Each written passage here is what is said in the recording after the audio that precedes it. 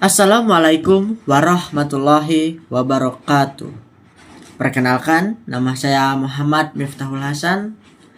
Saya berasal dari kelas 12.1 dengan nomor absen 20 dan saya juga mendapatkan soal nomor 20 untuk saya bahas jawabannya. Soal nomor 20 adalah sebagai berikut. Kami perintahkan kepada 21 juta sukarelawan Indonesia yang telah mencatatkan diri perhebat ketahanan revolusi Indonesia dan bantuan perjuangan revolusioner rakyat-rakyat Manila, Singapura, Sabah, Sarawak, dan Brunei untuk membubarkan negara boneka Malaysia. Taufik Abdullah dan Abel Lapian tahun 2012. Kutipan di atas tergambarkan dalam satu perintah atau istilah yang dikenal dengan nama jawabannya adalah B. Dwi Korak. Mengapa jawabannya B? Jadi operasi Dwi Korak atau Dwi Komando Rakyat adalah komando yang dilakukan oleh Presiden Soekarno-Hatta sebagai bentuk respon terhadap rencana pembentukan Federasi Malaysia, yang dimana Federasi Malaysia adalah penggabungan dari beberapa wilayah diantaranya Singapura, Brunei, Sabah, Sarawak, dan Malaysia yang didukung oleh Inggris. Lantas, mengapa Indonesia menentang pembentukan Federasi Malaysia? Hal ini dimulai pada tahun 1961, yang dimana pada saat itu Inggris masih memiliki koloni atau wilayah jajahan di Kalimantan Utara. Dan Inggris menginginkan wilayah jajahannya itu menjadi satu kesatuan dengan cara membentuk Federasi Malaysia. Tentu saja Presiden Soekarno tak setuju dengan hal tersebut.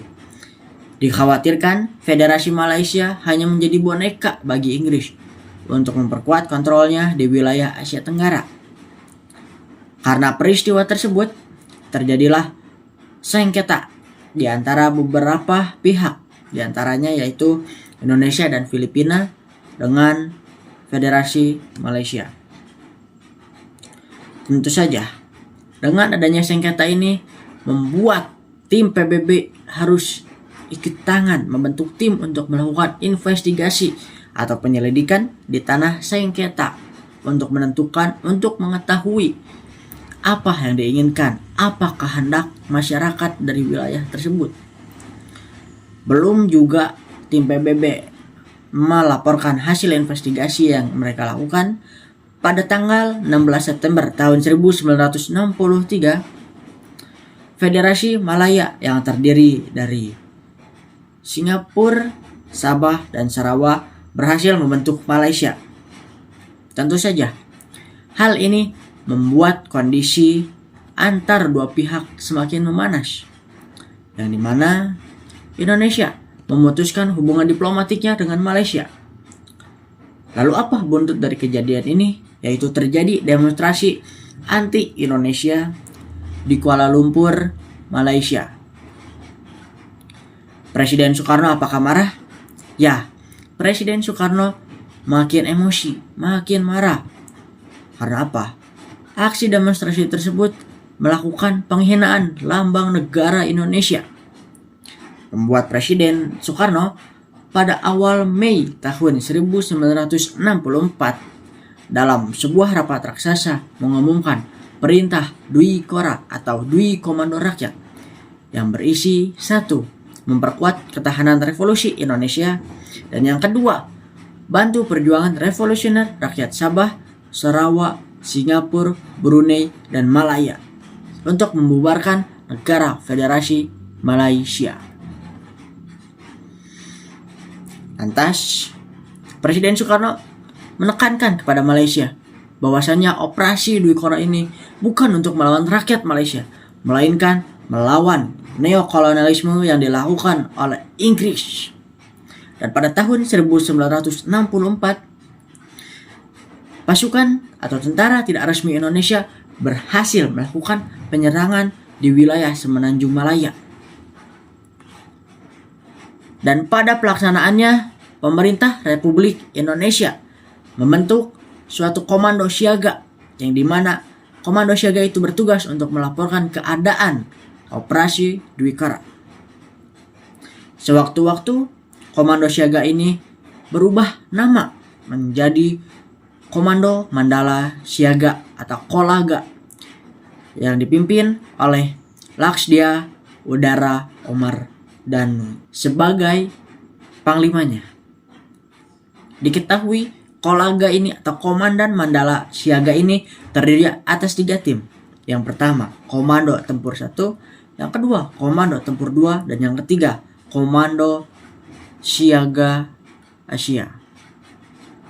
Nah, meskipun pada kenyataannya Indonesia bertempur melawan Malaysia, tapi ketika di lapangan yang mereka temui bukanlah masyarakat atau tentara Malaysia, tetapi mereka bertempur dengan pasukan dan tentara dari Australia juga Inggris. Dimulai pada awal Agustus tahun 1964, dimulailah pertempuran panjang yang dimana segala usaha Indonesia untuk melemahkan kekuatan Malaysia dilakukan dengan menggencarkan seluruh pasukannya. Tapi pada awal atau pada pertengahan tahun 1965, Indonesia mengalami suatu kendala yang diakibatkan oleh peristiwa G30 SPKI, yang dimana hal tersebut membuat konfrontasi atau operasi Dwiqara dengan Malaysia mereda. Lalu dilanjutkan pada tahun 1966, pemerintah Indonesia dan juga Malaysia berusaha untuk memperbaiki keadaan, memperbaiki hubungan diplomatik. Hingga pada bulan Agustus 1966, Indonesia dengan Malaysia berhasil damai dengan melakukan perjanjian. Sekian penjelasan dari saya. Mohon maaf apabila ada kekurangan informasi dan juga masih terbata-bata dalam menjelaskan informasi.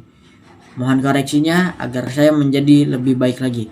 Sekian dari saya. Wassalamualaikum warahmatullahi wabarakatuh.